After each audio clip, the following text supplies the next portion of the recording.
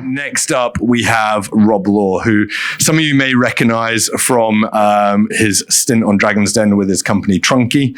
I think this is one from the outside, it looks like a fairly smooth sailing business success story. From having spoken to Rob, there are certainly a few hiccups and bumps along the way. So I think this is going to be a very, very practical session of someone that's been there, done that. And again, hopefully will change the way we're thinking about scaling our own businesses. So help me welcome to the stage, Rob Law.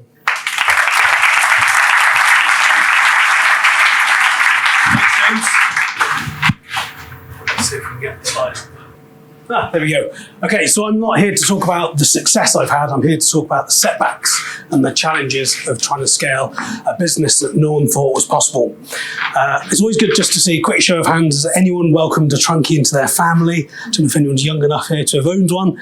That's amazing. That's amazing. About a third of the room. And for everyone who didn't put their hands up, I guess sincere apologies for having bruised ankles travelling through those airports.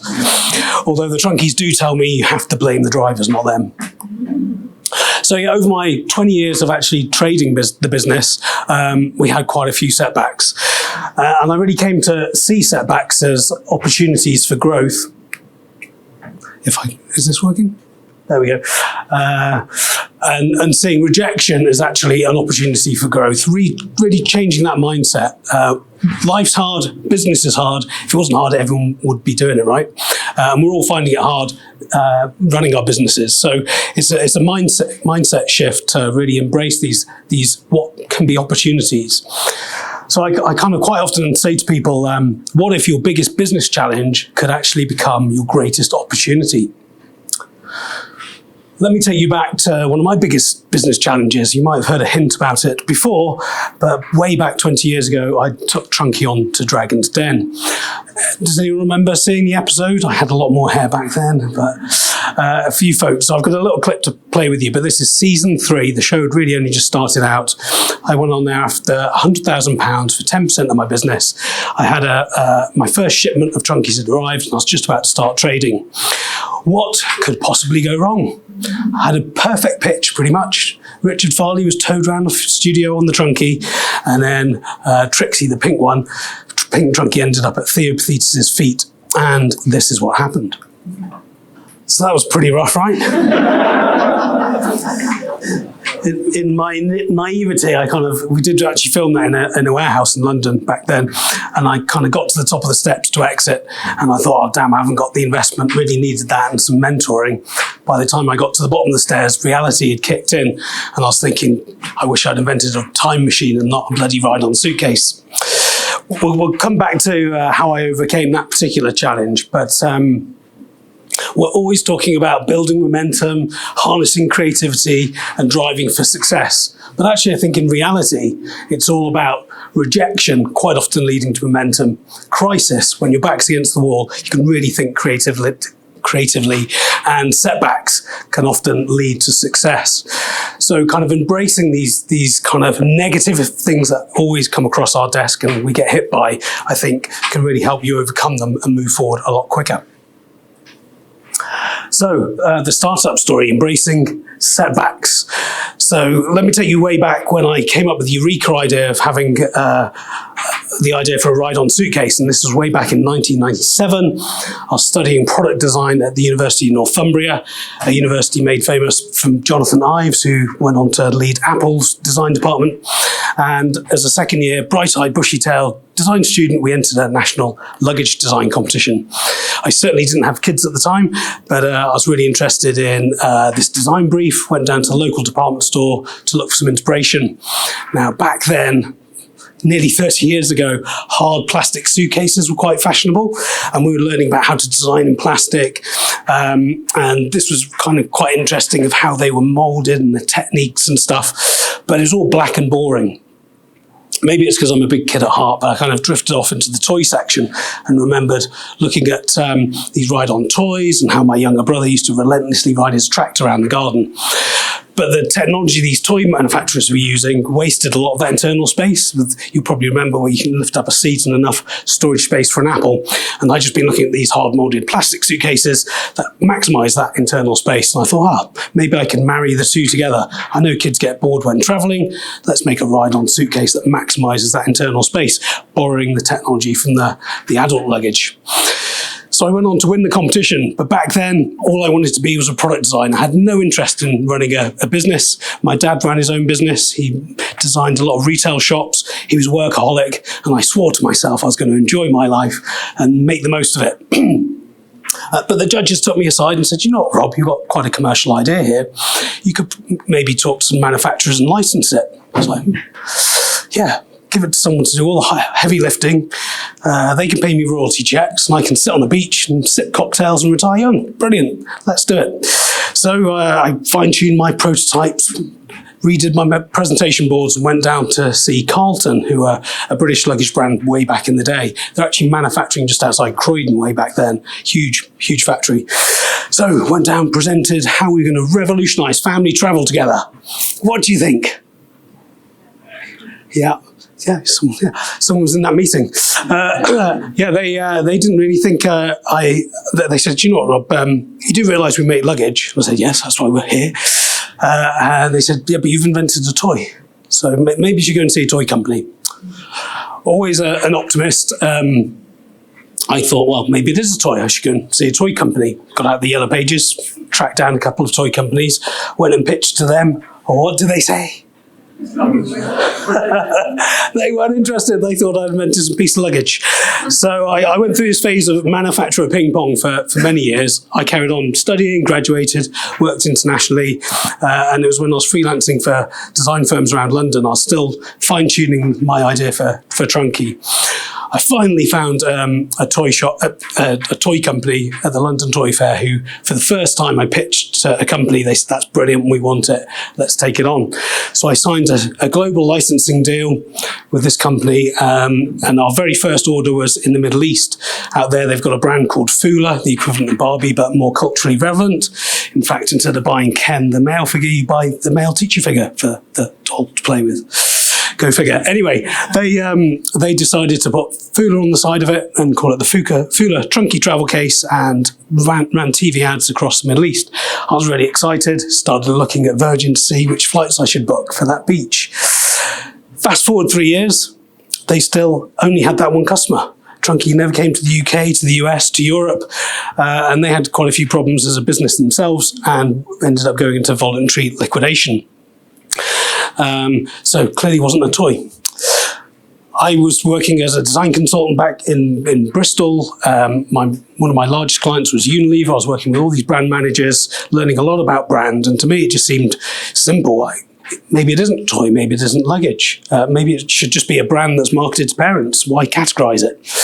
So with that kind of minimal insight and no business training, I decided to pull my savings together, get a bit of money from friends and family, and order the first container of Terence and Trixie's.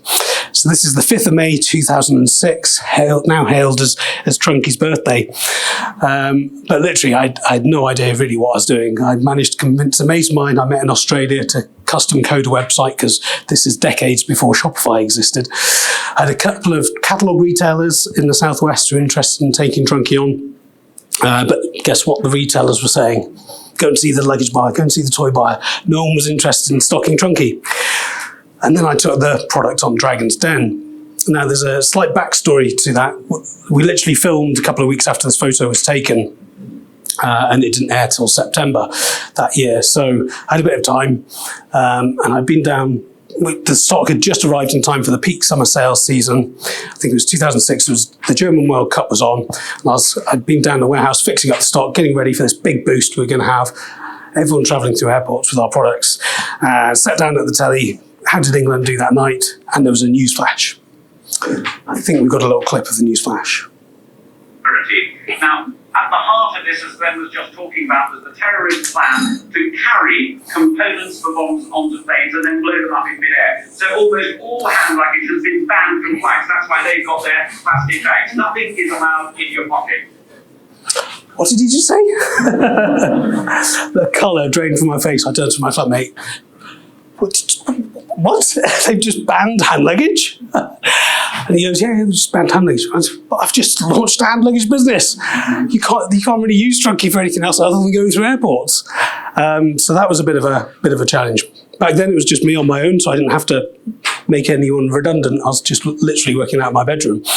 But the thing that saved me from this particular challenge was international trade. This was only something that affected the UK and US, and through a couple of blog posts and a little bit of early PR, I ended up securing distributors in Japan, Australia, and the Far East. So that started bringing in some cash flow to help us sort of weather that particular storm. We also made a I always say we, me and the Trunkies, it was just me back then. You probably do the same if you're a solo founder. We made a Frisian cow print Trunki to try and promote staycations and camping trips. But that time when you first started having to put liquids in your bags was quite a catastrophic moment for us. So finally overcame that particular challenge. The hand luggage ban was lifted just before the Dragon's Den aired, which was at the end of the summer. Bit of a bummer, but I survived. The BBC told me, don't worry, we'll give you 6 weeks notice before the episode airs so you can plan and stuff. And I was like, oh, great. Season 3 starts. No word from the BBC. Halfway through the season, still no word from the BBC. I'm thinking, yes, I've got away with this. It's not going to air. My business isn't going to go bust. But just to make sure, I'll go down to the local newsagents and check the Radio Times every week. So 1 week, I'm down there, pick up the Radio Times. Tuesday night, BBC 2, scroll down, 9 o'clock. Wheelie rubbish. I can't believe it. I thought I got away with this. Not only I'm not, but this is going to be an absolute car crash. So on the way home, sort of tail between my legs, I'm thinking, well, I know people get quite a bit of web traffic from being on the show, so I'm probably still going to get some web traffic. Probably not going to sell a single bloody unit, but I might as well put a survey up and just try and get some customer feedback. Just fine-tune that marketing message, listen to the customers, see if there's anything I've missed. And that night when the programme aired, we had over 3,000 people fill out that survey. And as all surveys, the last question was blank. Please leave any other comments here. Every single person filled out that last comment with phenomenal words of support. It was a real turning point. We sold out of Trunkies that night as well, but the support I got from the customer was incredible. So that particular catastrophe turned out to be the best possible opportunity. Manufacturers didn't get my product. Investors didn't get my product, and retailers didn't get my product.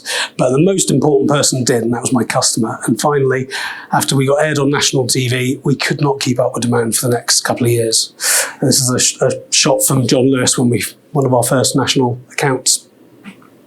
So success can come if you keep battling down these challenges and hurdles and setbacks that are thrown in front of you. We've gone on to sell 5 million suitcases in over 100 countries. I exited the business in 2023. And it's been an amazing chapter of 20 years building this global brand.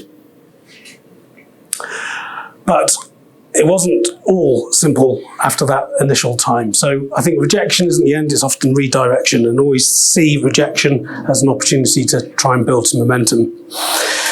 But even after that struggling start, we had several curveballs. I kind of acquired a UK manufacturing facility to reshore production, and they went bust. We had a private equity deal that didn't go particularly well. But the story I wanted to tell you tonight is about being copied. And that's the real lesson for me about focus your energy wisely and use it to influence what you can influence and try and forget about everything else. Now, as a young entrepreneur, all you want to be is successful. You want to have a product, in my case, on a shop shelf and hopefully a couple of shop shelves in a couple of countries. But as soon as you hit a turning point where you are popular, people are going to start copying you. This is what I used to call the old Trunki dungeon, and these are all the copycats that I used to procure from various trade shows. I think in total we had about 65 different versions of the product that people had copied. But you can't actually patent the idea of a ride-on suitcase, but I had a European design registration that protects the shape. So that kind of like top shelf, they all totally infringed the design registration, which so we managed to get rid of those. And then these factories out in the Far East started growing different parts of the Trunki to make it look like it wasn't a Trunki. I kind of liken it to if the Trunkis were inbreeding around Chernobyl, then you might get a couple of offspring like that. But yeah, we had quite a few of these come and go, and going to trade shows became less about meeting customers, left my team to do that, and I'd literally hunt the show round for various Trunki copycats and try and get them removed. And then this one came along. Sorry, that's our design right there, the registered design that protected the shape. And then I was at the Autumn Fair one year and discovered this very, very similar looking product.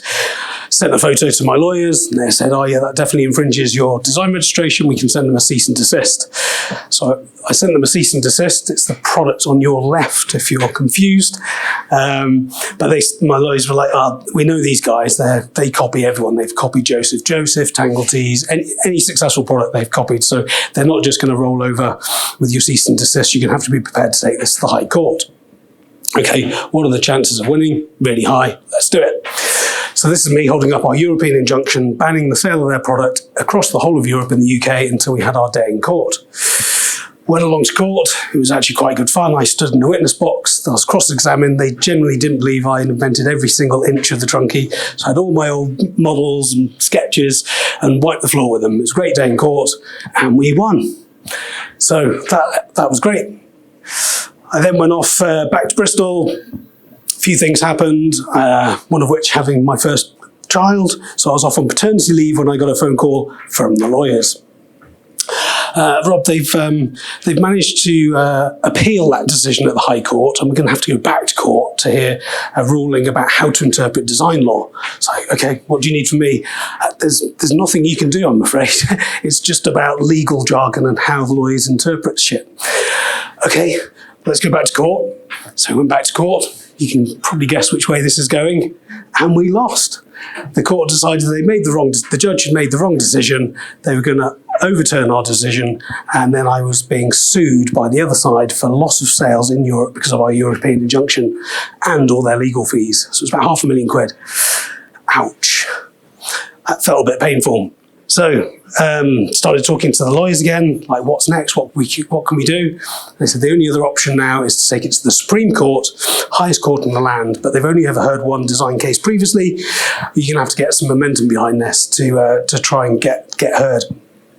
Now, throughout this journey, partly because people were posting on Facebook that their Trunki was broken when it wasn't actually a Trunki, I wanted to start letting everyone know we had this copycat out in the market. It was listed in Tesco's at the time. So it was quite a big commercial challenge for us. So I started talking to the press. Interestingly, no one had really talked about being copied before in the press, so they were loving it. So we're getting loads of column inches following this story all the way through to the sort of overturning of our injunction. So had a bit of a PR strategy meeting. We decided we'll get celebrity designers, Terence Conran, Kevin McLeod. We'll do a big piece about the impact of this design law interpretation was going to really hamper British creatives and the industries and cause lots of confusion. So we had to have our day in the Supreme Court to really make this right. And it worked. We got our day in the Supreme Court. It was a really weird day. So I think it was 2015. Highest judges in the land sitting in this room, all these brightly coloured suitcases surrounding them, arguing over how to interpret lines and shadings of drawings and white space and what does a dotted line mean. I was like, just tell me what's going to happen. And this date, 2015, is actually quite important because our whole case rested on we're not going to be competitive against Europe because they're very pro-design law, so we should follow Europe's approach in how to interpret design law to give our design community, to keep them on the same level as Europe. Now, these Supreme Court judges, completely unknown to us at the time, were Brexiteers. And they ruled against us, and we had lost £1 million worth of costs we were being sued for. Very, very, very painful. But there was a silver lining. I couldn't control what was going on in court, but I could control our narrative. And the day the judgment was handed down, we were in every single, there's a picture of us going to court. We were in every single national newspaper. Fantastic PR spread. It wasn't about, we're just about to go bust. It was all about kind of the impact of this design decision, this legal decision, but we had a huge, huge amount of exposure. This product ended up leaving the market because its quality was so bad, and we sold more Trunkies the following year in the UK than we had done to date, and we'd sold quite a few prior to that.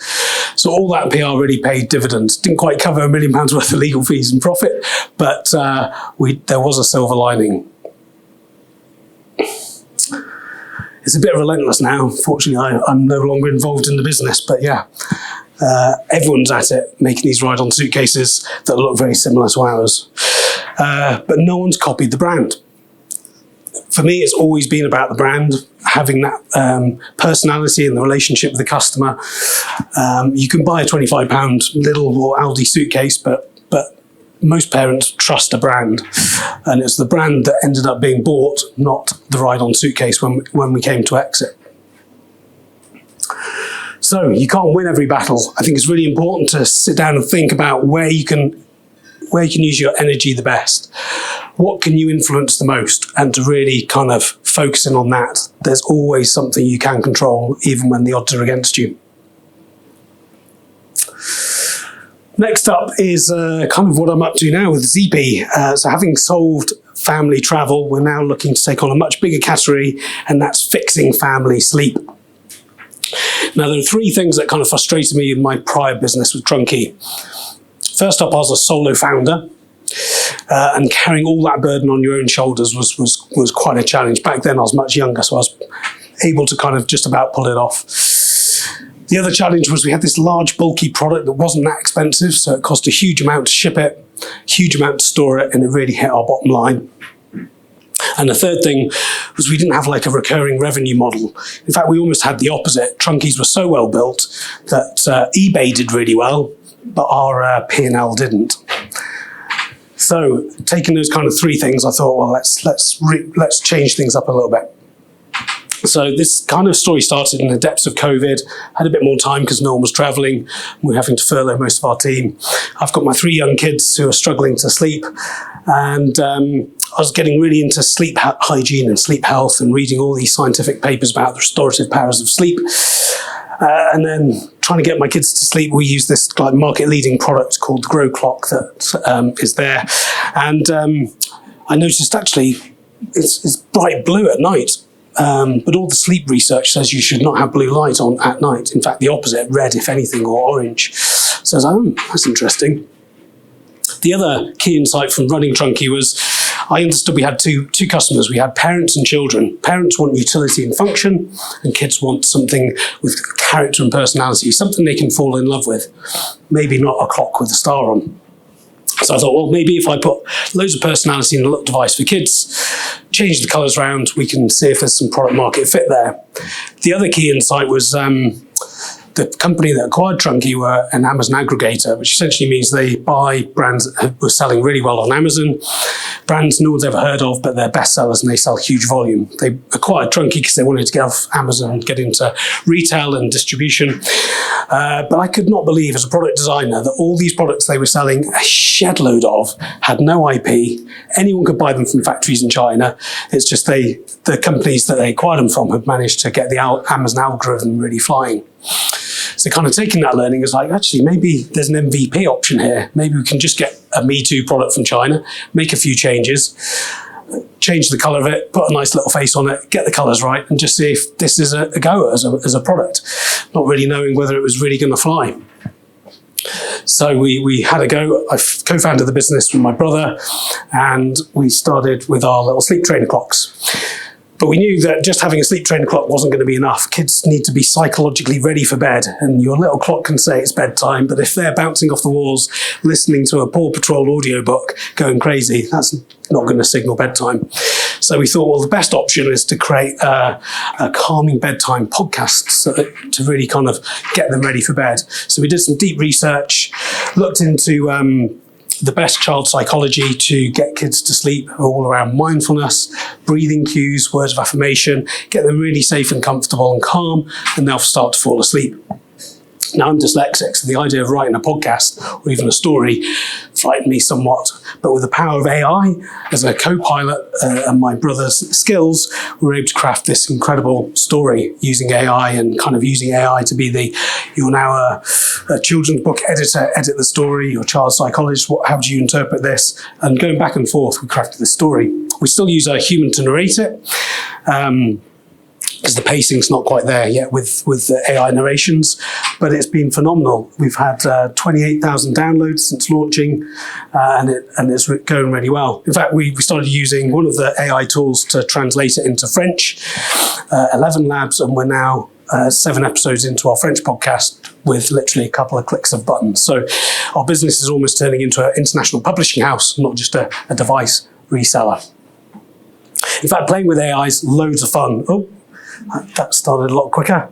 So I'm about to show you a picture that I created with Adobe stock photography and a photo I'd taken of a product, merged it together to make some assets for our new product launch, and then played around with a bit of an AI tool that can then take an image and turn it into video. And this is what it created just from an image. Absolutely blew my mind. So we've created our promotional video with no models, no studio hire costs, just using AI tools with a bit of Photoshop to craft some incredible content. And the other sort of area that we're really kind of playing with AI tools is, again, with image generation. So as a product designer, I could not believe I did a very mediocre sketch of an idea for our product pipeline, uploaded it to AI, asked it to turn it into a photorealistic visual, and I could not believe what it generated. It would have taken me a full week's work, if not longer, to do this as a product designer, and literally took a couple of minutes. So there's loads of amazing tools out there that can supercharge and superpower your knowledge and experience to scale your businesses. So here's my co-founder and our shared 5 kids between us. And we actually only invested £50,000 in this MVP, in this product concept, and we've turned that into £400,000 worth of revenue. We've proven product market fit with the product and with our podcast, and now it makes sense to merge the two in a new device, which we're just starting a seed raise for to help us get to market. So the second time round, I think we've all got this wealth of experience, this knowledge we've developed in our lives, and you can supercharge that with AI. So I think it's about harnessing the power of change. You don't have to reinvent the wheel. You can take small steps to iterate and change and to adapt and to find your product market fit. How are we doing for time, James? Cool. Okay, so sort of 3 key learnings then that have come out of my story over the last 20 odd years, and that's embracing setbacks. We always hear no's from people, so whether it's your team, your investor, your customers, reframe that no and ask yourself kind of, what could this be redirecting it me to? It's not always a closed door.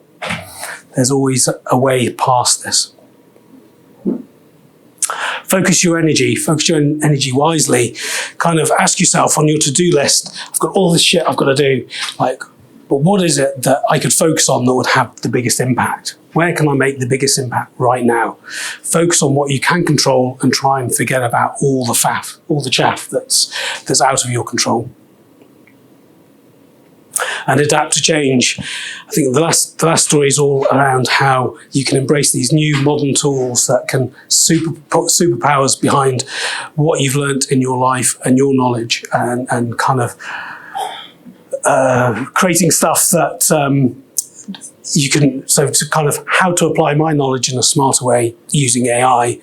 It's almost that knowledge you've got can be superpowered, and everything you don't know is literally just a voice prompt away. So setbacks don't have to define you. They can become your reason to succeed, your superpower. So I started off asking, what if your biggest business challenge could become your greatest opportunity? Hopefully you're starting to see some answers there. So stop waiting and asking for permission. Stop doubting yourself and stop overthinking, trying to do too much. and go and build something that matters. Thank you.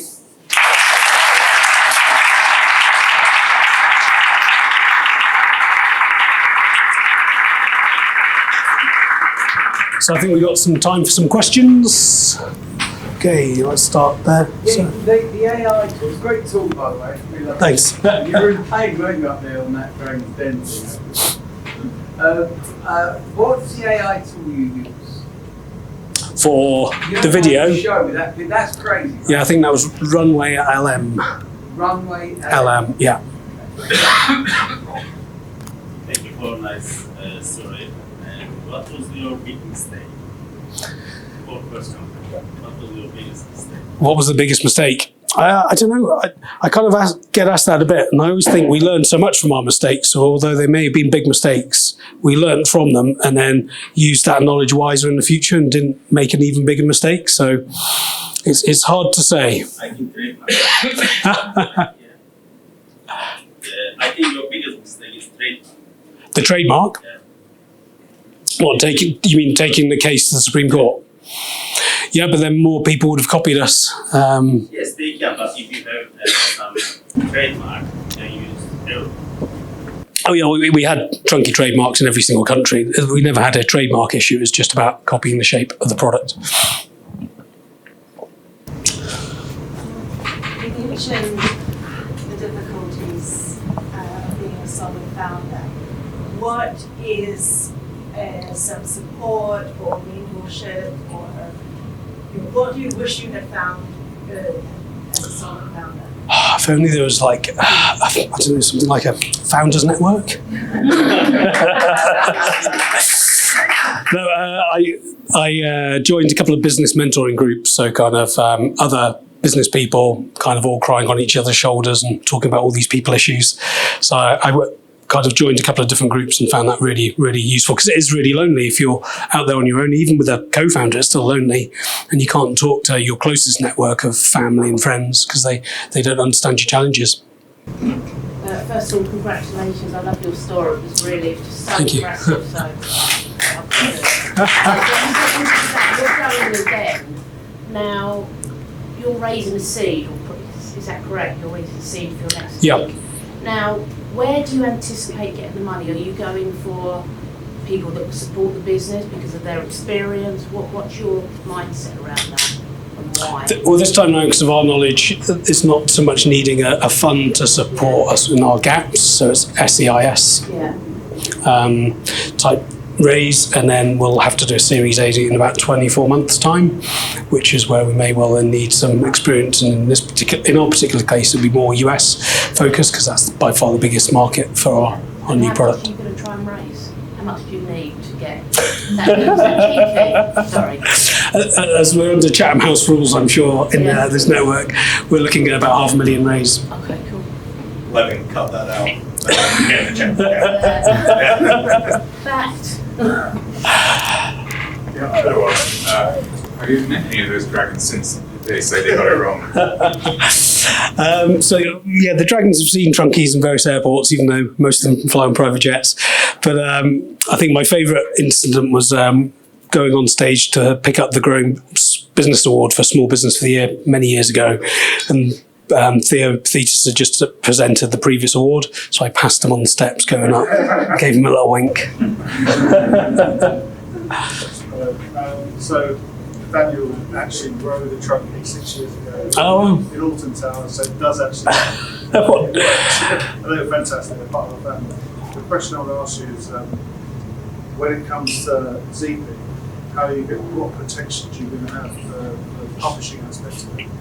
Yeah, great question. So whatever you do to try and protect a design or product, you're going to get copied and people will try and find ways around it. The only people who benefit are lawyers.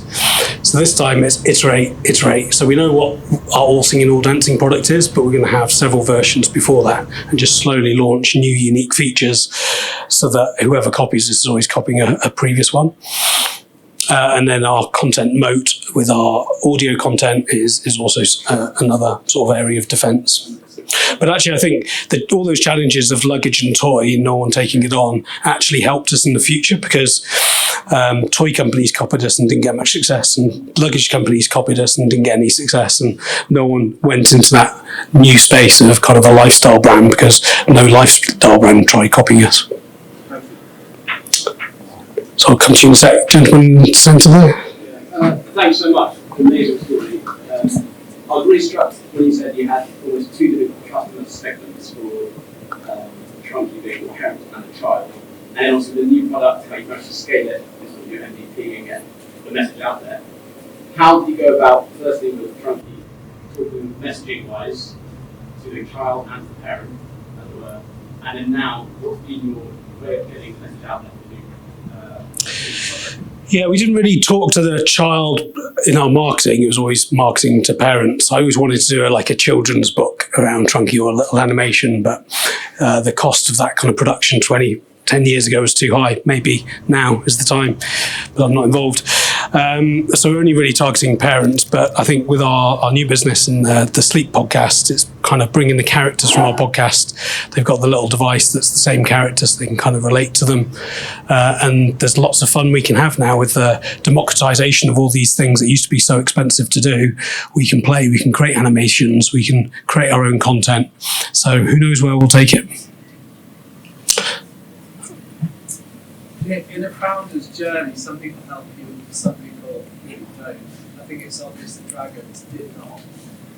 Who would you give a shout out to who's really helped you achieve what you've achieved, whether it's a bank or a lawyer or Oh, great question. One of my first business coaches, Anne, she was incredible. And being incredibly driven, I was always just looking at the business. And one day she asked me, this is in my book actually, she asked me, what are you doing this all for? It's like, just to make Trunkies sell all over the world. No, but what are you doing this for? Why do you want to do this? And kind of I had to sit on that question for a while. And then I kind of realised that one thing I did want to do was start a family, and I had been completely shadowed from the drive for work, and also due to health conditions, I didn't actually think I could start a family. So that was an incredibly powerful question from my coach. Would you do Dragons Den again now? It would be great to go back on when we've got our new product we can sell in masses. Yeah. You've obviously learned a lot from your journey. Do you think this time around it might be easier for you, and why? It's been a bit of a part-time side hustle so far. We're now getting serious. We haven't had any catastrophic challenges just yet, but I'm always nervous of the next one. We did have a warehouse send a load of stock to France that was the wrong stock and had to try and get that back. But there will be challenges. Who knows what they're going to be? I am a big fan of AI, but I also am slightly concerned about what it might be able to do in the future, and almost raises the point of what's the point? If you brief it to copy a brand and someone can copy you like that in the future, maybe. But what's the point in just not doing it? Let's have a go, see where we get to, and who knows where it's all going to pan out. With Trunki, so after you didn't get the investment from Dragons, did you then get helpful investors along the way, or did you kind of go for the money? Yeah, great. A quick funding history. So this was 20 odd years ago when the banks actually lent you money without needing a personal guarantee. So we got, I think, £65,000 loan from the bank initially.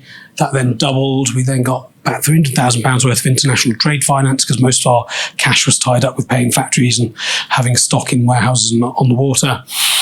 And then I had the idea for creating a car seat that would turn into a storage device. So our booster pack, which was our second best-selling product, but to launch that I needed some money, so I did the angel round for that. So that was £200,000 for 10%, 3 years after the Den. And that got us all the way through to about 2012, where my ego was getting a bit big and I wanted to take on America. I was also getting a bit fed up of having 8 direct line reports who kept asking me what we should be doing, and I don't really know, I can just wing it. So I needed to hire some grey hair. And also it was great being a paper millionaire when it's just written on a piece of paper somewhere. So I wanted to de-risk the business and take some money off the table. So it made sense to do a private equity round. So we've raised £4 million, valued the business about 12 million back then. And I knew I was getting into bed with the devil, and they told me they were the nice devil, but they turned out to be the devil. Being a creative, how hard do you find it to focus on what you're doing and shelve other ideas that must come into your head all the time? Needing to generate cash. Do you think you might still have ideas that you can bring to the table later on, other products? Do you see yourself? Yeah, with Trunki, we had limited resources, so the kind of learning there was just be the best in the world at one thing and don't try and do everything. So we could have made toys, we didn't. We could have made adult suitcases. In fact, the most common request from customer service was, "Can you make an adult Trunki?" It's like, yeah, that's funny. It sounds fun, but actually, is anyone going to pay 200 quid for a large, brightly coloured suitcase that they can sit on? So it's saying no a lot and just being really focused on, no, we're just going to do kids travel and that's it and nothing else. Probably why we never did the cartoon. Cool. Any other questions? Alrighty. Well, please join me in. Thank you.